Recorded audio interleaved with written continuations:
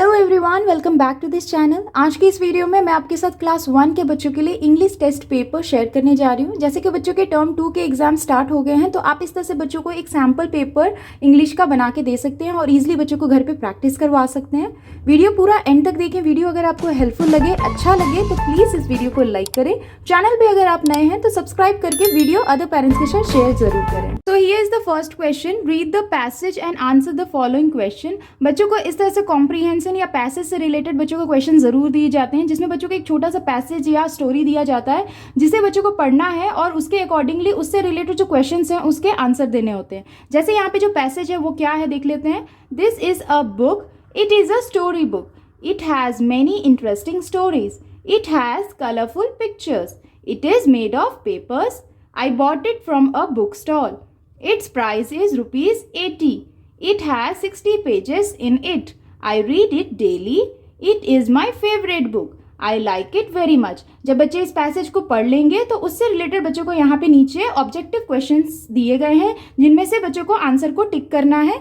जैसे इसका पहला क्वेश्चन है, what is a price of book. तो what is the price of book, यहाँ पे 3 ऑप्शंस हैं। तो प्राइस ऑफ बुक स्टोरी में क्या है 80, सो 80 को टिक करेंगे। उसी तरह से नेक्स्ट है, how many pages of book, कितने पेजेस हैं बुक में। तो यहाँ पे देखिए स्टोरी में ऑलरेडी मेंशन है 60 पेजेस, तो 60 पेजेस को टिक करना है। उसी तरह से नेक्स्ट है, विच बुक इज इट। बच्चे यहाँ पे जो पैसेज पढ़ रहे हैं इसमें कौन से बुक की बात हो रही है, तो वो है एक स्टोरी बुक, तो यहाँ पे स्टोरी बुक का ऑप्शन है, उसे टिक करेंगे। उसी तरह से नेक्स्ट है, book made from paper, wood और metal, so book is made from paper, so paper को टिक करना है। सेम वे नेक्स्ट है, it has many dash stories, so it has which type of stories, it has boring, interesting और scary stories, so it has interesting stories. तो इस तरह से बच्चों को कॉम्प्रीहेंशन से रिलेटेड क्वेश्चन एंड आंसर्स दिए जाते हैं, जो बच्चों को आप घर पे प्रैक्टिस करा सकते हैं। Here is the next question, match the following pronouns. यहाँ पे बच्चों को कुछ वर्ड्स दिए गए हैं जिसके लिए बच्चों को अदर साइड में करेक्ट प्रोनाउन को मैच करना है। तो प्रोनाउन क्या होता है, बच्चों को आप कैसे समझाएं, इससे ऑलरेडी मैंने डिटेल वीडियो आपके साथ शेयर किया है। अगर आपने नहीं देखा है तो आपको डिस्क्रिप्शन में लिंक मिल जाएगा, वहां से चेकआउट कर सकते हैं। तो जैसे यहाँ पे पहला है एनिमल, सो एनिमल के लिए हम यहाँ पे दिए गए ऑप्शन में से कौन सा प्रोनाउन का यूज करते हैं, इट, तो इट के साथ मैच करेंगे। सेम वे यहाँ पे है राम एंड श्याम, तो यहाँ पे 2 पर्सन की बात हो रही है, तो उसके लिए हम क्या यूज करेंगे, कौन सा प्रोनाउन को, दे, तो दे के साथ मैच करेंगे। सेम वे यहाँ पे है रोहन एंड आई, सब जब रोहन एंड आई हो तो उसके लिए हम कौन से प्रोनाउन का यूज करते हैं, वी, तो वी के साथ मैच करना है। सेम वे नेक्स्ट है बॉय, बॉय के लिए यूज होता है he pronoun. And same way girl, girl के लिए कौन सा प्रोनाउन यूज होता है, शी। तो इस तरह से बच्चों को कौन से नाउन के लिए किस तरह का प्रोनाउन यूज होगा वो बच्चों को समझना है और मैच करते हुए इस वर्कशीट को कंप्लीट करना है। तो इस तरह से आप बच्चों को इजिली प्रैक्टिस करवा सकते हैं। Is the next question, fill in the blanks with correct word. यहाँ पे बच्चों को फिलिंग द ब्लैंक्स दिए गए हैं, जिसके लिए बच्चों को करेक्ट वर्ड दिए गए ऑप्शन में से सेलेक्ट करना है और फिल करना है। जैसे यहाँ पे लिखा है, the cat is sleeping dash the bed, यहाँ पे ऑप्शन है फ्रॉम और ऑन, तो यहाँ पे क्या यूज होगा, the cat is sleeping on the bed, तो यहाँ यूज होगा ऑन, ऑन लिखना है। सेम वे नेक्स्ट है, my pen is dash my pocket, in और at, so my pen is in my pocket, तो यहाँ इन आएगा। सेम वे नेक्स्ट है, my house is dash the post office, after और near, so answer will be my house is near the post office. उसी तरह से next है, the child is hiding dash the tree, तो यहाँ पे क्या यूज होगा, बिहाइंड या under, so the child is hiding behind the tree, तो बिहाइंड का यूज होगा। उसी तरह से नेक्स्ट है, our school closes dash 2 o'clock, at और by, so school close at 2 o'clock। उसी तरह से नेक्स्ट है, the chair is dash off the fridge, on और in front of, so answer होगा the chair is in front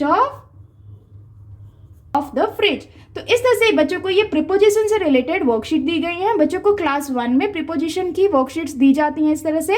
बच्चों को या तो आप पिक्चर्स के थ्रू भी दे सकते हैं, टेस्ट में बच्चों को पिक्चर्स के थ्रू भी इस तरह के क्वेश्चंस दिए जाते हैं, या फिर इस तरह से ऑप्शन दे के भी दिए जाते हैं। तो आप दोनों ही वे में बच्चों को घर पे प्रैक्टिस करवा सकते हैं। Here is the next question. Find out the 5 doing words in the given puzzle and write. यहाँ पे बच्चों को एक पजल ड्रॉ करके दिए गए हैं जिसमें कई सारे लेटर्स हैं. इन लेटर्स को यूज करते हुए बच्चों को कोई भी 5 डूइंग वर्ड्स ढूंढने हैं और दिए गए जगह पे लिखना है. सो बेसिकली बच्चों को क्लास 1 में डूइंग वर्ड्स एक्शन वर्ड के नाम से भी पढ़ाया जाता है, जिसे हम इंग्लिश ग्रामर में वर्ब कहते हैं.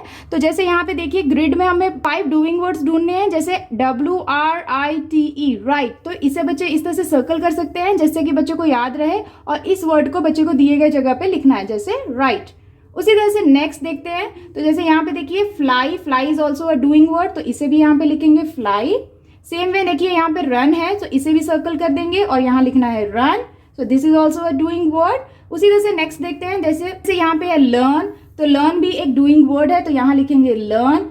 सेम वे नेक्स्ट है GO गो, तो इसे भी बच्चे सर्कल करेंगे क्योंकि ये भी डूइंग वर्ड है और इसे दिए गए जगह पे लिखना है. तो इस तरह से बच्चों को आप पजल बना के डूइंग वर्ड्स की प्रैक्टिस करवा सकते हैं. इस तरह से बच्चों को क्वेश्चंस दिए जाते हैं पजल फॉर्म में, या फिर बच्चों को लिखने के लिए भी दिया जाता है ढूंढते हुए. तो आप दोनों ही वे में बच्चों को घर पे प्रैक्टिस करवा सकते हैं. Here is the next question. Choose the describing word from the given sentence below and write them. यहाँ पे बच्चों को कुछ सेंटेंसेस दिए गए हैं. हर एक सेंटेंस में बच्चों को जो डिस्क्राइबिंग वर्ड है उसे चूज करना है और उस डिस्क्राइबिंग वर्ड को दिए गए जगह पे लिखना है. तो बेसिकली डिस्क्राइबिंग वर्ड क्या होते हैं? जो नाउन को डिस्क्राइब करते हैं. इससे रिलेटेड ऑलरेडी मैंने बच्चों के लिए वीडियो बना रखी है. अगर आपने नहीं देखा है कि डिस्क्राइबिंग वर्ड क्या होते हैं और वो आप बच्चों को कैसे इजीली समझा सकते हैं प्रैक्टिस वर्कशीट के साथ, तो आप उसे डिस्क्रिप्शन में चेकआउट कर सकते हैं, आपको लिंक मिल जाएगा. तो जैसे यहाँ पे पहला क्वेश्चन है I have a sharp knife. इस सेंटेंस में बच्चों को डिस्क्राइबिंग वर्ड ढूंढना है. तो इस सेंटेंस में डिस्क्राइबिंग वर्ड क्या है? शार्प. क्योंकि नाइफ एक थिंग है, एक नाउन है, और नाउन को डिस्क्राइब करता हुआ जो वर्ड है वो है शार्प. तो यहाँ पे आंसर आ जाएगा शार्प. इस तरह से बच्चों को समझना है. उसी तरह से नेक्स्ट है she has a long pencil. इस सेंटेंस में बच्चे को पहले नाउन ढूंढना है. तो नाउन हो गया पेंसिल, और पेंसिल को डिस्क्राइब करता हुआ जो वर्ड है वो है डिस्क्राइबिंग वर्ड, तो वो हो गया लॉन्ग. तो यहाँ लिखेंगे लॉन्ग. सेम वे नेक्स्ट है the coconut tree is very tall. तो इस सेंटेंस में डिस्क्राइबिंग वर्ड क्या हो गया? इस सेंटेंस में कोकोनट ट्री को डिस्क्राइब करता हुआ जो वर्ड है वो है टॉल, तो आंसर हो जाएगा tall. Tall is a describing word. Same way next है the girl is very thin. So इस सेंटेंस में डिस्क्राइबिंग वर्ड इज थिन, तो यहाँ लिखेंगे थिन. सेम वे नेक्स्ट है I have a pretty doll. Which type of doll I have a pretty doll. So pretty is a describing word, तो इस तरह से प्रिटी लिखना है. उसी तरह से नेक्स्ट है Aryan is a strong boy. So Aryan is which type of boy? Strong. Strong is a describing word. तो यहाँ पे लिखेंगे strong. तो इस तरह के भी क्वेश्चंस बच्चों को दिए जाते हैं जिसमें बच्चों को डिस्क्राइबिंग वर्ड को फाइंड करना है और दिए गए जगह पे लिखना है. तो आप इस तरह से भी बच्चों को घर पे इजिली प्रैक्टिस करवा सकते हैं. Here is the next question. Write the opposite word of the given words in the bracket to fill in the blanks. यहाँ पे बच्चों को opposite word से related questions दिए गए हैं जिसमें बच्चों को filling the blanks वे में दिया गया है, जिसमें बच्चों को blanks को fill करना है. दिए गए words जो bracket में दिए गए हैं उन words के opposite word को blanks में fill करते हुए worksheet को complete करना है. जैसे यहाँ पे पहला है Sita always comes dash in her class. तो यहाँ पे जो word दिया गया है bracket में वो है last. तो last का opposite word क्या हो जाएगा? first. तो यहाँ लिखना है फर्स्ट. सो ये सेंटेंस कंप्लीट हो जाएगा Sita always comes first in her class. तो इस तरह से बच्चे को समझते हुए इसे सॉल्व करना है. उसी तरह से नेक्स्ट है Ram was carrying a dash bag.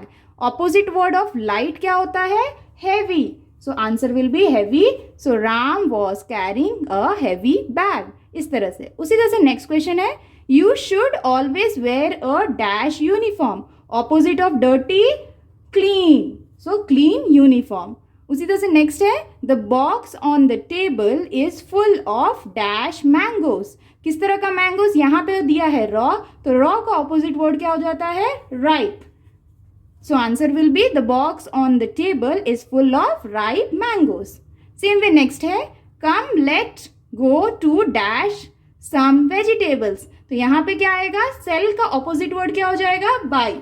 तो यहाँ आंसर आ जाएगा बाय. सो सेंटेंस हो जाएगा come let's go to buy some vegetables. तो इस तरह से बच्चों को पढ़ना है. ब्रैकेट के जो वर्ड्स हैं उसके ऑपोजिट वर्ड को दिए गए जगह पे फिल करना है ब्लैंक्स में और इस वर्कशीट को कंप्लीट करना है. तो इस तरह से भी बच्चों को आप ऑपोजिट वर्ड से रिलेटेड प्रैक्टिस करवा सकते हैं. Here is the next question. Circle the nouns in these sentences. यहाँ पे बच्चों को कुछ सेंटेंसेस दिए गए हैं जिसमें बच्चों को हर एक सेंटेंस में जो भी नाउन्स हैं उनसे बच्चों को समझना है और उन्हें सर्कल करना है. जैसे यहाँ पे पहला है my father works at a bank. तो इस सेंटेंस में बच्चों को जितने भी नाउन्स है उसे सर्कल करना है। जैसे इस सेंटेंस में फादर इज अ नाउन क्योंकि ये पर्सन कैटेगरी से बिलोंग करते हैं। Same way bank, bank is a place category, तो इसे भी सर्कल करना है क्योंकि ये भी नाउन है। तो इस तरह से बच्चों को समझना है। उसी तरह से नेक्स्ट सेंटेंस है this is a big hospital. So in this sentence which is noun hospital, क्योंकि हॉस्पिटल इज अ प्लेस। उसी तरह से नेक्स्ट है the carpet has become dirty. तो इस सेंटेंस में जो नाउन है वो कौन सा है, वो है कारपेट, क्योंकि कारपेट एक थिंग है। उसी तरह से नेक्स्ट है प्लीज क्लोज द डोर। तो इस सेंटेंस में नाउन क्या है, डोर, तो इसे सर्कल करना है। उसी तरह से नेक्स्ट है the goat is playing with a bell. तो इस सेंटेंस में जो नाउन है वो कौन से हैं, गोट क्योंकि ये एनिमल से नेम है। उसी तरह से बेल, बेल क्योंकि ये एक थिंग है, तो इसे सर्कल करेंगे। उसी तरह से नेक्स्ट है द बस इज कमिंग। तो इस सेंटेंस में कौन सा नाउन है, बस, तो इसे सर्कल करना है। तो इस तरह से बच्चों को नाउन से रिलेटेड क्लास 1 में प्रैक्टिस करवाई जाती है, वर्कशीट्स दी जाती हैं। तो इस तरह के क्वेश्चंस बच्चों के एग्जाम्स में जरूर आते हैं। आप इस तरह से बच्चों को घर पे प्रैक्टिस करवा सकते हैं। Here is the next question, make sentences of the following words. यहाँ पे बच्चों को कुछ वर्ड्स दिए गए हैं जिससे रिलेटेड बच्चों को सेंटेंस फॉर्म करना है। बच्चों को सेंटेंस फॉर्मेशन क्लास 1 में सिखाया जाता है, जिसमें बच्चों को बहुत ही सिंपल वर्ड से रिलेटेड सिंपल सेंटेंस फॉर्म करना सिखाया जाता है। जैसे यहाँ पे पहला दिया है मदर, तो मदर से रिलेटेड बच्चों को एक सेंटेंस फॉर्म करना है। जैसे बच्चे क्या लिख सकते हैं, आई लव माई मदर। तो इस तरह से बच्चों को बहुत ही सिंपल सेंटेंसेस को फॉर्म करने के लिए आप बोले।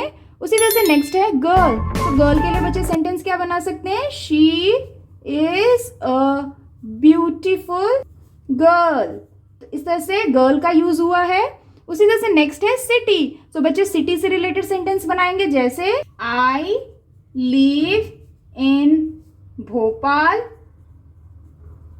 सिटी। तो इस तरह से बच्चे ने सिटी का यूज करते हुए एक सेंटेंस बनाया। तो इस तरह से आप भी बच्चों को कोई भी वर्ड देते हुए उन्हें सेंटेंस फॉर्मेशन के लिए प्रैक्टिस करवाएं। इस तरह के भी क्वेश्चंस बच्चों को टेस्ट में दिए जाते हैं। Here is the next question, circle the correct spelling in each set. यहाँ पे बच्चों को हर एक सेट में कुछ वर्ड्स दिए गए हैं, यानी कि हर एक वर्ड की स्पेलिंग्स दी हैं, जिसमें से बच्चों को हर एक सेट में करेक्ट स्पेलिंग को फाइंड करना है और उसे सर्कल करना है। तो इस तरह का भी क्वेश्चंस बच्चों को क्लास में करवाए जाते हैं और इस तरह से बच्चों को टेस्ट में भी क्वेश्चंस आते हैं। तो आप प्रैक्टिस जरूर करवाएं।